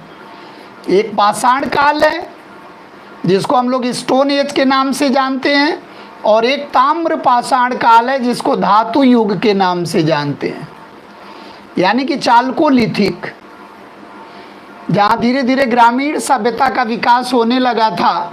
यानी कि अगर इसको भी ब्रेक किया जाए सीरियल से तो 7000 से लेकर यानी कि एक तरह से 4000 तक इसे मान सकते हैं, और 4000 से लेकर 2500 तक इसे मान सकते हैं। यानी कि अगर आपसे क्वेश्चन पूछा जाए कि प्योरली जो है प्योरली प्री हिस्ट्री कौन है, तो पाषाण काल। यानी कि पाषाण काल को देखा जाए तो प्योरली प्री हिस्ट्री है, और ये ट्रांजिशनल है, क्योंकि यहाँ आप देखोगे धीरे धीरे एग्जिस्टेंस आ जाएगा लेखन शैली का, लेकिन वो लिपि पढ़ी नहीं गई। यानी कि अगर एक तरह से इसका आप अवलोकन करोगे तो आप पाओगे कि पाषाण काल और ताम्र पाषाण काल को हम लोग किस कालखंड में रखेंगे? प्री हिस्टोरिक पीरियड में रखेंगे। और सिंधु घाटी और वैदिक को हम लोग किस में रखेंगे? आद्य ऐतिहासिक पीरियड में रखेंगे। यानी कि सिंधु घाटी और वैदिक को अगर देखा जाए तो यहाँ रखोगे आप आदि इतिहास, इंडस वैली सिविलाइजेशन, जिसको हम लोग सैंधो सभ्यता के नाम से जानते हैं, और इसके बाद वैदिक संस्कृति, वैदिक संस्कृति के नाम से जानते हैं। यानी कि इंडस और वैदिक को देखोगे आप, यानी कि इंडस को अगर अप्रॉक्सीमेटली देखा जाए तो 2500 से लेकर 1500 के मध्य, और 1500 से लेकर 600 के मध्य, और 600 BC पर आप देखोगे कि इतिहास शुरू हो जाएगा, प्राचीन भारत का इतिहास। यानी कि अगर यूरोपियन हिस्ट्री की भी शुरुआत आप देखो तो 600 BC ऑनवर्ड है, और प्राचीन भारत के इतिहास की शुरुआत देखो तो 600 BC ऑनवर्ड है। यानी कि दोनों जगह आपको सेम मिलेगा। यानी कि एक प्रकार से अगर देखा जाए तो आदि इतिहास, प्राक इतिहास, इतिहास, और इस तरह का विभाजन आप देखते चले आ रहे हैं। यानी कि अब आपका कॉन्सेप्ट क्लियर हो रहा है कि यानी कि जिस काल में लिपि ना हो वो प्री हिस्ट्री है, जिस काल में लिपि हो और पढ़ी ना गई हो वो प्रोटो हिस्ट्री है, और जिस काल में लिपि हो और पढ़ ली गई हो वो इतिहास है। यानी कि एक तो समय के आधार पे आप देख रहे हो, और एक लेखन शैली के आधार पे देख रहे हो, और एक स्रोत के आधार पर आप देख लोगे। क्योंकि स्रोत अगर देखा जाए तो स्रोत टोटल कितने हैं? एक तो पूरा तत्व है, आर्कियोलॉजी है, दूसरा जो है लिटरेचर है, साहित्यिक प्रमाण है, और तीसरा जो है फॉरेन लिटरेचर है, विदेशी साहित्य है। और विदेशी साक्ष्य को आप देखोगे, विदेशी साक्ष्य कहाँ से मिलेगा? मेगास्थनीज की इंडिका, और Megasthenes was the first foreign visitor in India, Greek ambassador है, यानी कि यूनानी राजदूत है, जो किसके दरबार में आया? चंद्रगुप्त मौर्य के दरबार में आया। यानी कि मौर्य वंश से आप देखोगे कि Mauryan history is known as real history. यानी कि real history begins from Mauryan period, but history begins from Buddha period. आप देखोगे कि यानी कि सत्यता और प्रामाणिकता जो मिलने लगेगी विभिन्न एंगल से, वो प्रामाणिकता कहाँ से मिलेगी? बुद्ध काल, गौतम बुद्ध और महावीर स्वामी का आप देखो डेट ऑफ बर्थ से लेकर सारी घटनाएं वेल वेरीफाइड है, यानी कि कैलिब्रेटेड डेट्स है, अंडर डाउट नहीं है। अंडर कन्फ्यूजन नहीं है, यानी कि उसमें सत्यता का प्रमाण पूरी तरह से, क्योंकि वो वेरीफाइड है, वो पुरातत्व से भी वेरीफाइड है, वो एक तरह से साहित्य से भी वेरीफाइड है, तो इसलिए आप कहते हो। लेकिन चूंकि फॉरेन वहाँ आप देख रहे हो नहीं है, फॉरेन विदेशी जो स्रोत है वो पहली बार विदेशी स्रोत कहाँ आ रहा, मौर्य काल में। इसलिए सभी प्रकार के अगर स्रोत देखा जाए तो पहली बार शुरू होंगे इतिहास में। और इतिहास का 5वां टॉपिक कौन है, बुद्ध काल।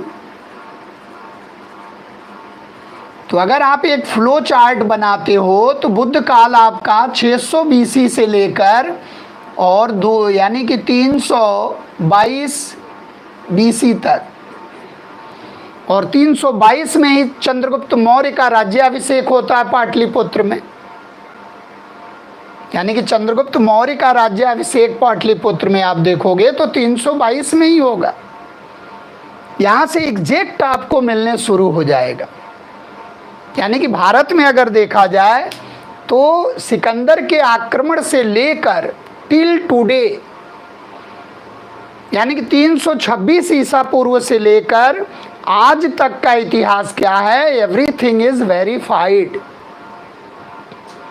उससे पहले का इतिहास उतना वेरीफाइड नहीं है, लेकिन 326 से लेकर और आज तक का इतिहास क्या है कि everything is calculated and everything is verified.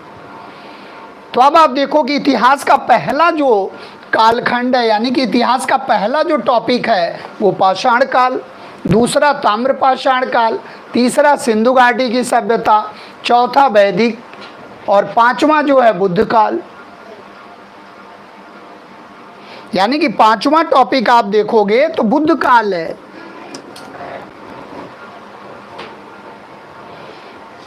सही आ रहा ना आवाज? 5वां टॉपिक बुद्ध काल है, यानी कि बुद्ध काल से इतिहास की शुरुआत होगी। यानी कि history begins from Buddha period, but real history begins from Mauryan period. अब आप देखो आपका एक फ्लो चार्ट बनना शुरू हो गया है।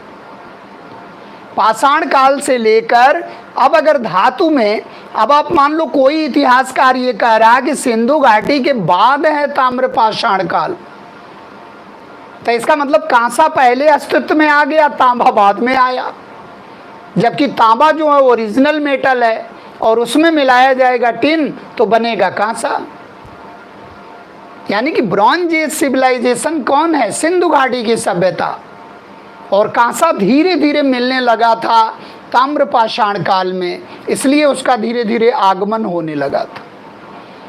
यानी कि पत्थर के बल पर आपने देखा कि नगरीकरण संभव नहीं हुआ, क्योंकि वहाँ की अर्थव्यवस्था क्या थी, संवहनीय अर्थव्यवस्था थी। अपने खाने पीने भर के उत्पादन कर लेता था व्यक्ति। नवपाषाण काल, ताम्रपाषाण काल, ग्रामीण अर्थव्यवस्था का जन्म हुआ, और उन्हीं ग्रामीण अर्थव्यवस्था से आगे चलकर नगरीय सभ्यता का जन्म हुआ। और वो नगरीय सभ्यता यानी कि नगरीकरण के रूप में उभर कर आई, और फर्स्ट अर्बनाइजेशन हुआ, यानी कि फर्स्ट नगरीकरण हुआ। और फिर सेकंड नगरीकरण होगा गंगा घाटी में, और फिर जब थर्ड नगरीकरण आप देखोगे तो ढेर सारे नगर आएंगे जब दिल्ली सल्तनत का निर्माण होगा। यानी कि इस प्रकार से अगर देखा जाए तो इतिहास को आप 3 भागों में बांट दिए, और पुरातत्व के हिसाब से आप चलो, यानी कि प्राक इतिहास की जानकारी किससे मिलेगी, पुरातत्व से। आदि इतिहास की जानकारी किससे मिलेगी, पुरातत्व और साहित्य से। और इतिहास की जानकारी किससे मिलेगी, पुरातत्व, साहित्य और विदेशी साक्ष्य से। यानी कि तीनों मिला देंगे आप तो इतिहास शुरू हो जाएगा। अब देखो आप पुरातत्व में कौन कौन से पार्ट आ जाएंगे। पुरातत्व का पार्ट, पुरातत्व का मतलब क्या होता है, जमीन के अंदर आर्कियोलॉजी।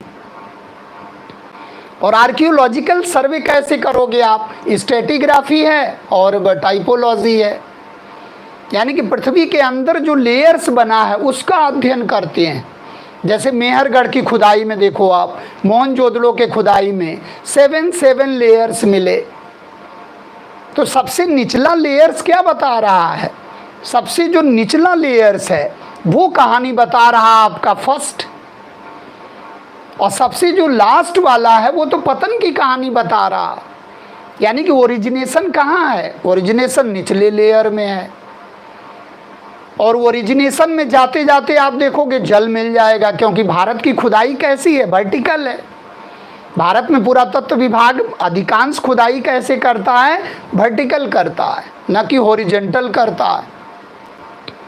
और वर्टिकल में आप जानते हो एक समस्या मिलेगी, यानी कि जल मिलने की समस्या मिलेगी, और जल अगर मिल गया तो इसका मतलब C14 वहाँ बेकार हो जाएगा, यानी कि रेडियो कार्बन डेटिंग प्रोसेस बेकार हो गया वहाँ, और वो चीज़ें पता नहीं चल पाएंगी। यानी कि एक प्रकार से अगर देखा जाए तो ये सबसे बड़ी जो है दिक्कतें हैं कि सिंधु घाटी के सभ्यता का उद्भव आज भी विवादित है। एक तो सिंधु घाटी की सभ्यता की लिपि नहीं पढ़ी गई, और दूसरे वर्टिकल जो एक्सकेवेशन होता है उसके कारण जब निचले स्तर में हम लोग जाते हैं तो जल मिलता है, इसलिए उत्खनन कार्य वहीं बाधित हो जाता है। तो ये चीज़ दिमाग में रखना है। अब आप देखो पुरातत्व को, पुरातत्व में आप क्या क्या रखोगे, ये बात समझ में आ गई, फ्लो चार्ट। अब इसके बाद आप देखोगे बुद्ध काल के बाद क्या आएगा। बुद्ध काल के बाद आप देखोगे छठे नंबर पर मौर्य काल आ जाएगा, मौर्यन पीरियड, जिसमें आपने अशोक का अध्ययन किया, चंद्रगुप्त मौर्य का अध्ययन किया, बिंदुसार का अध्ययन किया। और इसके बाद आप देखोगे तो मौर्य काल के बाद क्या आएगा? पोस्ट मौर्यन पीरियड, जिसमें आपने शक, सीथियन, पहलो, पार्थियन, कुषाण का अध्ययन किया, जिसमें एक तरफ विदेशी शक्तियाँ थी, एक तरफ स्वदेशी शक्तियाँ थी। विदेशी शक्तियों में आपने देखा इंडो ग्रीक, शक, सीथियन, पहलो पार्थियन, कुषाण, और कुषाण में एक राजा कनिष्क हुआ करता था, और कुषाणों ने भारत में शुद्ध रूप से सोने का सिक्का चलाया, जिसको हम लोग डिनेरियस कॉइन्स कहते थे, और वही आगे चल के क्या हुआ? दिनार सिक्के के नाम से प्रसिद्ध हुआ गुप्त काल में। एक फ्लो चार्ट आपका बिल्कुल क्लियर होना चाहिए। तो मौर्य के बाद मौर्योत्तर काल, यानी कि हर एक स्टेप के बाद आप देख रहे हो विदेशी आक्रमण हो रहा। जब जब हम कमजोर होंगे, जब जब हम विघटित होंगे, तो विदेशी शक्तियां आक्रमण कर रही हैं। हर स्टेप में आप देखो विदेशी शक्तियां आक्रमण कर रही हैं। जैसे बुद्ध काल में देखो आप आक्रमण हुआ, Persian attack, Greek attack. Maurya काल में आप देखो रुका, मौर्योत्तर काल में फिर हुआ, गुप्त काल में रुका, गुप्तोत्तर काल में फिर हुआ। तो आप देखो एक एक शक्तियों को आप देखो तो धीरे धीरे धीरे धीरे आगमन हो रहा है और आक्रमण भी हो रहा है। यानी कि एक प्रकार से अगर देखा जाए तो मौर्य काल के बाद मौर्योत्तर काल, और मौर्योत्तर काल के बाद गुप्त काल, और गुप्त काल को हम लोग भारतीय इतिहास का प्रथम स्वर्ण युग मानते हैं। और गुप्त काल के बाद आप देखोगे गुप्तोत्तर काल, और गुप्तोत्तर काल में ही आप देखोगे तो एक तरह से कह लीजिए कि प्राक मुस्लिम काल, यानी कि अरबी और मुस्लिम आक्रमण शुरू हो जाएंगे। यानी कि अरबी अटैक, तुर्की मुस्लिम अटैक, और उसमें यामनी वंश, सेंसवनी वंश, और उसके बाद दिल्ली सल्तनत का निर्माण हो जाएगा। तो हमें एक तरह से जो परीक्षण करना है, जो सत्य का निरूपण करना है, जिसमें इतिहास टिका हुआ है और भूगोल उसे प्रभावित कर रहा है। कभी भी आप भौगोलिक संरचना देखो, वो मानसिकता को प्रभावित करती है। हमारे यहाँ आप देखो ऋतुओं का परिवर्तन देखो, आप विश्व में पाओगे नहीं कहीं, उससे मानसिकता प्रभावित होती है। यानी कि कहीं ना कहीं ह्यूमैनिटी को टोटल प्रभावित करता है। मानव की जो सभ्यता संस्कृति है, मानव का जो वेशभूषा है, मानव का जो रहन सहन है, जाहिर सी बात है कि आप देखोगे कर्क रेखा, मकर रेखा, भूमध्य रेखा, जहाँ जो मानव रहेगा उस प्रकार का उसका टेम्परेट बनेगा, पूरा टेम्परामेंट। तो ये चीज़ें जो है आप देखो, बाबर ने अपनी आत्मकथा तुझू की बाबरी में लिखा है कि यहाँ की जलवायु इतनी बेहतरीन है कि यहाँ कोई सवाल ही नहीं है कि हम पीछे हटें, और यहाँ तो शासन करना ही करना है। फैन था, बिल्कुल इंडियन जलवायु का फैन था, क्योंकि वहाँ उसके यहाँ आप देखोगे उतनी समृद्ध जलवायु नहीं थी, या उतना वेरिएशन नहीं था ऋतुओं का। चाहे अरब प्रायद्वीप में आप अरब में चले जाओ, वो वेरिएशन नहीं है। तो ये चीज़ें आप दिमाग में रखना है कि जो फ्लो चार्ट हमारा बन रहा है, इसमें आप देखोगे कि जो पूरा तत्व है, अब पूरा तत्व में क्या क्या आएगा। पूरा तत्व में जैसे आप देखो तो खुदाई में प्राप्त वस्तुएं सबसे बड़ा मेजर पार्ट है, और खुदाई वर्टिकल भी हो रही है, हॉरिजॉन्टल भी हो रही है, लेकिन वी लैक हॉरिजॉन्टल एक्सकेवेशन। हमारे यहाँ क्षैतिज उत्खनन का अभाव है, उसके कारण ओवरऑल जानकारी नहीं मिल पा रही है, क्योंकि पूरा तत्व पर हम ज़्यादा खर्च नहीं करते हैं। लेकिन आप अमेरिका को देखो, डेंडोक्रोनोलॉजी मेथड, कई मेथड से वो निकाल लेते हैं। हमारे यहाँ समय जानने का सबसे बेहतरीन मेथड क्या है? रेडियो कार्बन डेटिंग मेथड, यानी कि C14 मेथड। और C14 मेथड का इजाद करने वाला कौन है? W.F. लिब्बी 1949। और C14 मेथड के आधार पर D.P. अग्रवाल ने 1964 में इंडस वैली सिविलाइजेशन में सत्य का निरूपण किया और इंडस वैली सिविलाइजेशन का समयावधि निकाला, यानी कि 2300 से 1750, जिसको एक तरह से कह लीजिए वैज्ञानिक तिथि के रूप में माना जाता है। लेकिन वहाँ भी आप देखोगे सांख्यिकी त्रुटियों से बचने के लिए ढेर सारी विडंबनाएं हैं, क्योंकि सत्य का निरूपण नहीं किया जा सकता है। तो ये चीज़ हमें दिमाग में रखना है कि खुदाई में प्राप्त वस्तुएं, और खुदाई वर्टिकल होगी या हॉरिजॉन्टल होगी।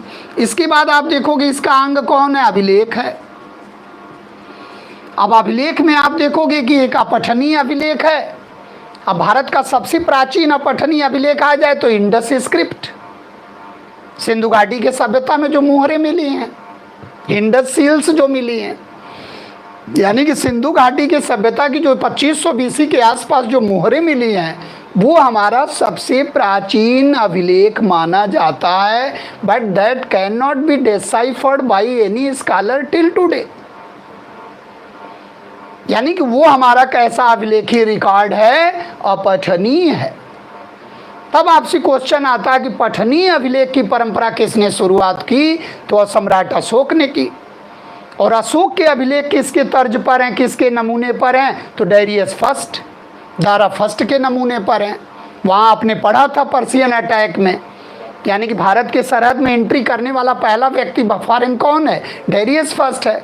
और डायरियस फर्स्ट अभिलेख को प्रजा के माध्यम से संबोधित किया, जिसमें आपने देखा कि जो है पर्सिपोलिस है, बेहिस्तून है, नुस्खे रुस्तम करके है।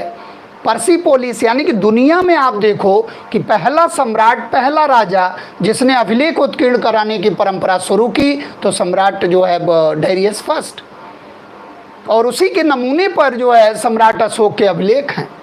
इसीलिए कभी कभी कहते हैं कि सम्राट अशोक के अभिलेख किसके तर्ज पर हैं? तो पर्शियन तर्ज पर हैं और ग्रीक तर्ज पर नहीं, क्योंकि सिकंदर के आक्रमण उसके बाद हुए, पर्शियन अटैक के बाद ग्रीक अटैक हो रहा। तो इस तरह से हमें दिमाग में रखना है कि अभिलेख भी हैं। और इसके बाद आप देखोगे अभिलेख के बाद सिक्के आ जाएंगे, क्वाइंस, सिक्का। और सिक्का अब आप देखोगे कि यहाँ से अगर आप देखने लगो, यानी कि कोई आपसे क्वेश्चन पूछता है कि पाषाण काल की जानकारी कैसे मिली? खुदाई में प्राप्त वस्तुएं। ताम्र पाषाण काल की जानकारी कैसे मिली? खुदाई में प्राप्त वस्तुएं। यानी कि इसका मेजर पोर्शन क्या है? खुदाई में प्राप्त वस्तुएं। अब आप देखो कि सिंधु घाटी की सभ्यता की जानकारी कैसे मिली? खुदाई में प्राप्त वस्तुएं, सबसे मेजर पार्ट। तो बहुत इजी बना देगा आपके ज्ञान को ये, जब आप उसका पूरी तरह से सर्जरी करोगे। और कंपटीशन कुछ नहीं है, जो उपलब्ध ज्ञान है उसकी पूरी तरह से सर्जरी है कंपटीशन। सिक्का मिल जाएगा। आप सिक्का को कहोगे आप, तो सिक्का कहाँ मिलेगा? पंचमार्क क्वाइंस, भारत का सबसे प्राचीन सिक्का। आहत सिक्का जो बुद्ध काल में मिलेगा। यानी कि क्रय विक्रय में सिक्कों का इस्तेमाल अगर देखा जाए, इससे पहले आप देख रहे थे बार्टर सिस्टम था, give and take exchange system था, वस्तु विनिमय सिस्टम था। लेकिन पंचमार्क क्वाइंस आपको बुद्ध काल में मिलने लगेगा। तो सिक्का है। इसके बाद आप देखोगे ध्वंसावशेष है, स्मारक है, मॉन्यूमेंट्स है। इसके बाद आप देखोगे चित्रकला है, मूर्ति कला है, मूर्ति कला है। अब देखो आप, इंसान जब से है तब से कंदराओं में रह रहा है, रोटी कपड़ा और मकान की कोई समस्या नहीं है, लेकिन चित्रकारी मूर्तिकारी कर रहा है। जितनी भी घाटियां हैं आप देखो, बेलन घाटी, नर्मदा घाटी, ताप्ती घाटी, सोन घाटी, जितनी भी घाटियां सब बिल्कुल पैलियोलिथिक हैं, यानी कि निम्न पैलियो, यानी कि लोअर पैलियोलिथिक ले जाओगे आप। इतिहास में जहां तक अस्तित्व मिल रहा है वहां तक आप ले जाओ। यानी कि सिंधु घाटी अगर देखा जाए तो बहुत प्राचीन है, घटनाएं बाद में है। घाटियां अपना अस्तित्व पहले रखती हैं, घटनाएं आगे पीछे हो सकती हैं।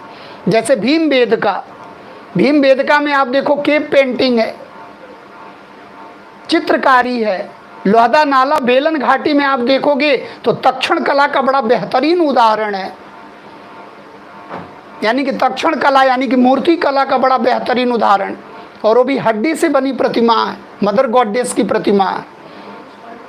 इसलिए लगता है कि हमारे समाज में पहले कौन सा धर्म आया, शाक्त धर्म आया, फिर शैव धर्म आया, फिर वैष्णव धर्म आया, फिर जैन धर्म आया, फिर बौद्ध धर्म आया, जिसको हम लोग एक सनातन परंपरा के रूप में जानते हैं कि ये सनातनी परंपरा है। तो आप देखो समय की महत्ता है, यानी कि इस आधार पर आप देखोगे अभिलेख कहाँ है, अभिलेख प्रोटो हिस्टोरिक है लेकिन पढ़े नहीं गए हैं, लेकिन सिक्का हिस्टोरिकल है। स्मारक आप देखो शुरू से है, चित्रकला मूर्ति कला आप देखो शुरू से है, यानी कि नवपाषाण काल तक आते आते समुदाय सामूहिकता का विकास हो जाएगा, समाज का विकास हो जाएगा, और मानव धीरे धीरे एग्रीकल्चरल प्रोडक्शन से जुड़ जाएगा। पहले टोटली कंदमूल खाकर और खाद्य संग्राहक था, फूड गैदरर था। उसके बाद जलवायु परिवर्तन हुआ, फिर सामूहिकता आई, फिर एक शाकाहारी मानव आया, और फिर जब समूह में रहने लगा तो पशुपालन शुरू हो गया। यानी कि कहते हैं ना कि प्रकृति हमें क्या है, समस्या भी देती है और उसका समाधान भी देती है। यानी कि प्रकृति के साथ साथ समस्या भी जुड़ी है, और भगवत गीता में कहा गया है कि प्रत्येक समस्या का 16 प्रकार से समाधान है। अब आप वहां तक पहुंच रहे हो कि नहीं, इट्स योर मैटर। यानी कि एक प्रकार से अगर देखा जाए तो पूरा तत्व के आधार पर आप इसको पूरी तरह से देख सकते हैं। अब आप एक चीज़ देखो, आप कैसे जो है उसको बदलोगे, इराज में कैसे बदलोगे। जैसे यहाँ आप देखो, इतिहास को आपने देखा तो यहाँ आप देखोगे तो इस तरह से आपके एक थेलीज मिलेंगे। आप देखो लेखन कैसे हुआ, थेलीज हैं, फिर एकेटियस हैं, फिर आप देखो यहाँ से आप देखोगे तो हेरोडोटस आ जाएंगे, हेरोडोटस हैं, और फिर आप देखोगे थ्यूसिडाइडीज़ हैं, थ्यूसिडाइडीज़ हैं, फिर आप देखोगे इरेटोस्थनीज़ हैं, इरेटोस्थनीज़ हैं। यानी कि अगर एक प्रकार से इस संकल्पना को आप देखो तो कैसे कैसे आप देखो, थेलीज जो हैं ये 600 BC से लेकर 500 BC के बीच में, हिकेटियस भी आप देखोगे 600 से लेकर 500 के बीच में, और हेरोडोटस देखोगे 500 से 400 के बीच में। इसके बाद आप नीचे की तरफ बढ़ते चले जाओगे आप, और ये सारे स्कॉलर कहाँ से हैं, यूनान से हैं। यानी कि सारी विधा आप देखो, अब 600 से 500 के बीच की अगर कोई घटना है तो 6ठी शताब्दी है। अब इसको आप शताब्दी में बदलो कि कोई भी घटना अगर 600 से लेकर और 500 के बीच में है तो इसका मतलब ये BC है, और BC है तो ये कौन सी सेंचुरी है, यानी कि 6ठी शताब्दी है। और इसी को आप इसमें बदल दो कि 500 से लेकर 600 के में मध्य की घटना है, तब भी ये 6ठी शताब्दी है, लेकिन अब ईसवी सन है, यानी कि ये ईसा पूर्व है और ये ईसवी सन है। अब आप सोचो कि ये ब्लंडर मिस्टेक हो जाएगा इतिहास में अगर आप BC को AD बोल दिए, यानी कि 6ठी शताब्दी ईसा पूर्व बोलने के बजाय 6ठी शताब्दी ईसवी सन बोल दिए, तो इसका मतलब लेटर गुप्ता पीरियड में चले गए। यानी कि मिलना था हिकेटियस हेरोडोटस से, मिल गए आर्यभट्ट से, ब्रह्मगुप्त से मिल गए। तो हमें हमेशा याद रखना है कि समय सबसे प्रबल होता है, लक्ष्मी जी, सरस्वती जी, सबसे प्रबल क्या है? काल। काल की महत्ता है। और आपके सिलेक्शन में भी सबसे ज़्यादा अगर महत्ता किसी की रहेगी तो काल की रहेगी। तो इस प्रकार से आप देखो कि 600 से जब 500 की ओर बढ़ रहे हो तो छठी शताब्दी ईसा पूर्व है, और 500 से 600 की ओर बढ़ रहे हो, इसका मतलब कि बढ़ते हुए क्रम में है तो एडी है। एडी हमेशा बढ़ते हुए क्रम में रहेगा और बीसी हमेशा असेंडिंग डिसेंडिंग ऑर्डर में रहेगा। अगर असेंडिंग ऑर्डर है तो एडी और डिसेंडिंग ऑर्डर है तो बीसी। ये चीज़ हमको दिमाग में थोड़ा सा रखना है कि अगर घटते हुए क्रम में है तो आपको देख कर ही लगेगा कि ये घटना किस समय की है। तो अगर आपसे पूछा जाए कि यानी कि दर्शन शास्त्र के पिता, आप देखो father of philosophy, father of philosophy कहा जाता है कि कौन है? थेलीस हैं। यानी कि ये जल के किनारे रहते थे और जल पर ही इन्होंने पुस्तक लिख दिया। तो he was known as the father of philosophy. यानी कि लेखन आप देखो दोनों एक साथ हो रहा है। और फादर ऑफ जियोग्राफी, यानी कि without using the name of geography he was father of geography, because he wrote first text book on geography that was जेस पेरियोडस। यानी कि अगर एक तरह से देखा जाए, जैसे कहा जाए without using the name of Pakistan, who was father of Pakistan? तो Mohammad Iqbal. But with using the name of Pakistan तो चौधरी रहमत अली। लेकिन पाकिस्तान एज ए नेशन, यानी कि टू नेशंस थियरी के रूप में पाकिस्तान को देने वाले मोहम्मद अली जिन्ना। यानी कि अगर व्यवस्थित भूगोल का पिता पूछा जाए तो इरेटोस्थनीज, और भूगोल का पहली बार आ जाए तो हिकैटियस। और Hecataeus was not only the father of geography but also the father of logography. यानी कि are you getting my point? Logography, logography मतलब हिस्टियोग्राफी के पहले आप देखो लोगोग्राफी शुरू हो रही है। और लोगोग्राफी का मतलब किससे है? गद्य लेखन से है। यानी कि हेरोडोटस का मार्ग प्रशस्त कर रहा है कौन? हिकैटियस। लेकिन अगर आप समय नहीं जानोगे तो आप समझ ही नहीं पाओगे कि हिकैटियस पहले कि हेरोडोटस पहले। तो दिमाग में ये रखना है, हमें क्रैम नहीं करना, हमें रटना नहीं है, हमें संदर्भ सापेक्ष अध्ययन करना है। क्योंकि जब तक आप वस्तुनिष्ठता के साथ नहीं विषयों में प्रवेश करोगे नहीं हो पाएगा। सत्य का अनुसंधान करना है। इसीलिए विदेशी कहता है क्या कि यू लैक हिस्टियोग्राफी, आप में इतिहास की चेतना नहीं है। और जबकि अशोक के अभिलेख को आप देखो, अशोक के अभिलेख के तारतम्यता को आप देखो तो आपको लगेगा कि क्या इतिहास की चेतना नहीं। लेकिन वो लेटर सेक्शन में आ रहा है। पहले हम लोग क्या कहते थे? हम लोगों का इतिहास कैसा था? वो महाभारत से मिल रहा है, यानी कि धर्म अर्थ काम मोक्ष से मिला हुआ इतिहास मिल रहा है। वो कल्चरल हिस्ट्री है, एक तरह से रिलीजियस हिस्ट्री है, लेकिन एक पॉलिटिकल, एक सिस्टमेटिक हिस्ट्री जो है, क्योंकि हेरोडोटस ने अपने ग्रंथ हिस्टोरिका में लिखा है कि सत्य का अनुसंधान है, गवेषणा है। सत्य को कैसे हम प्राप्त करेंगे, उसके लिए हम क्या क्या करेंगे, उसके लिए हमें क्या क्या संसाधन जुटाना पड़ेगा, वो ओवरऑल आप यूज लेके चलोगे तब हिस्टोग्राफी में वो चीज़ सफल होगा। यानी कि अगर कहा जाए कि father of philosophy, father of geography, father of historiography, यानी कि फादर ऑफ हिस्ट्री अगर पूछा जाए तो हेरोडोटस। और हेरोडोटस की सेंचुरी कौन है? 5वीं शताब्दी ईसा पूर्व। यानी कि अगर सेंचुरी लिया जाए तो 5वीं शताब्दी ईसा पूर्व हेरोडोटस की सेंचुरी बनेगी। क्योंकि ईसा पूर्व में आप देखोगे मरेगा पहले, जन्म लेगा बाद में। यानी कि अटपटा आपको लग रहा है कि पहले उसकी डेथ हो रही है और बाद में पैदा हो रहा है। जैसे आप गौतम बुद्ध को देखो, आप यानी कि गौतम बुद्ध का अध्ययन करो, 563 और 483, 80 वर्ष की अवस्था में गौतम बुद्ध 483 में महापरिनिर्वाण प्राप्त हो गया। लेकिन जन्म हुआ कब? 563।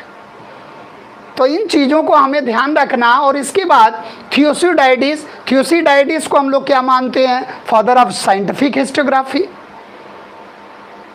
फादर ऑफ साइकोलॉजिकल हिस्टोग्राफी, यानी कि हिस्टोग्राफी को, इतिहास को साइंस के नज़रिए से। वैसे आप जेबी ब्यूरी का कोटेशन देखोगे तो कहेंगे नहीं कि इतिहास न विज्ञान है न कला है, यानी कि history is a science no less no more. इतिहास विज्ञान है, न कम न ज़्यादा, क्योंकि पूरी तरह तो विज्ञान हो नहीं सकता है, क्योंकि वस्तुनिष्ठता पूरी तरह आ नहीं सकती है, सार्वभौमिकता पूरी तरह आ नहीं सकती है, कार्य कारण पूरा तरह प्रभाव आ नहीं सकता है। लेकिन इसमें तो पूरा समाज ही लेबोरेटरी है, इसमें तो पूरा समाज ही प्रयोगशाला है, इसमें तो व्यक्ति ही प्रयोगशाला है पूरा। यानी कि अगर इसके उपादेयता को देखा जाए, इसके क्षेत्र को देखा जाए, तो ये राजनीतिक अध्ययन भी करता है, ये प्रशासनिक अध्ययन भी करता है, ये भौगोलिक अध्ययन भी करता है, ये सामरिक अध्ययन भी करता है, ये सांस्कृतिक अध्ययन भी करता है, ये कलात्मक अध्ययन भी करता है। यानी कि सारे आयाम को लिए हुए है। इसलिए कहते हैं कि सभी विषयों की जननी के रूप में हिस्ट्री का नाम लिया जाता है। तो इस प्रकार से आप देखोगे तो बहुत स्पष्ट रूप से ये दिखाई दे रहा है, पूरा सिनारियो दिखाई दे रहा है कि आप व्यवस्थित भूगोल में आ गए तो यहाँ आ गए एराटोस्थेनेस। यानी कि भूगोल यानी कि नाम देने वाला व्यक्ति। जैसे होता है ना कि पृथ्वी का आकार कैसा है, पृथ्वी जैसा है, पृथ्वाकार है। तो ये चीज़ों को थोड़ा सा दिमाग में लेके चलना है कि इतिहास को हम तब तक नहीं समझेंगे जब तक हम अतीत को वर्तमान में प्रासंगिक नहीं बनाएंगे और वर्तमान से जो है भविष्य का निर्माण नहीं करेंगे। यानी कि वर्तमान किस आलोक में है, अतीत के आलोक में, और भविष्य भी उसी पर निर्भर है। यानी कि in history everything is current, nothing is old. तो इसका मतलब भविष्य भी है। वो कहते हैं ना भविष्यवाणी नहीं हो सकती, लेकिन क्यों नहीं हो सकती है? अगर प्रथम विश्व युद्ध है, द्वितीय विश्व युद्ध है, तो उसे देखकर लगता है कि तृतीय विश्व युद्ध तो नहीं होगा। एक एटम बम आप सोचो इतना कहर बरपाया, तो आज तो पता ही नहीं चलेगा कि कितने हाइड्रोजन बम हैं और कितने क्या हैं। आज तो साइलेंस मोड पर युद्ध हो रहा, पता ही नहीं चल रहा, दुनिया खत्म हो जाएगी। यानी कि दो विश्व युद्धों को देखते हुए ये कहा जा सकता है कि तीसरा विश्व युद्ध नहीं होगा, जो उसकी विभीषिका है, जो नागासाकी हिरोशिमा का एटम बम की जो अब कहर आज तक वो पीढ़ी दर पीढ़ी प्रभावित हो रही है। तो इस प्रकार से आप देखोगे कि इतिहास को पूरी सजगता के साथ आप देखोगे तो पूरा फ्लो चार्ट आपका बन जाएगा। यानी कि मध्यकालीन भारत की नींव कहीं न कहीं प्राचीन भारत पर टिकी हुई है और आधुनिक भारत कहीं न कहीं मध्यकालीन भारत पर टिका हुआ है, और विश्व इतिहास का फ्लो कहीं न कहीं प्रभाव मॉडर्न इंडिया पर दिखेगा। और मॉडर्न इंडिया आप देखो, मॉडर्न इंडिया को आप देखोगे तो कहीं ना कहीं अगर वर्ल्ड हिस्ट्री को करंट सिनारियो में ले आओ आप, तो वही आपका इंटरनेशनल रिलेशन बन जाएगा, वही आपका आईआर बन जाएगा। यानी कि जिसका इतिहास मजबूत है, भूगोल मजबूत है, करंट मजबूत है, तो वो इंसान बहुत मजबूत है और सजग है। तो सही है, इन्हीं के साथ ढेर सारी शुभकामनाओं के साथ आपको जो है वाणी को विराम देते हैं। और जय हिंद, जय भारत। कहीं कोई समस्या होगी आप उसमें पूछ लेना, हम उत्तर उसको देखते रहते हैं समय समय पर, और उसका उत्तर भी हम लेट सवेर देते रहते हैं। इसलिए आप निसंकोच उसमें पूछ सकते हो। और आप लोगों को, सभी लोगों को ढेर सारी अग्रिम बधाइयाँ कि आप आने वाले समय में चयनित हों और देश का नाम रोशन करें और अखिल भारतीय सेवक बने। इसी के साथ मैं वाणी को विराम देना चाहता हूं, और बीच बीच में टेस्ट आपके होते रहेंगे, मॉनिटर करते रहेंगे, उसकी सूचना मिल जाएगी। जय हिंद, जय Bharat. Thank you all of you.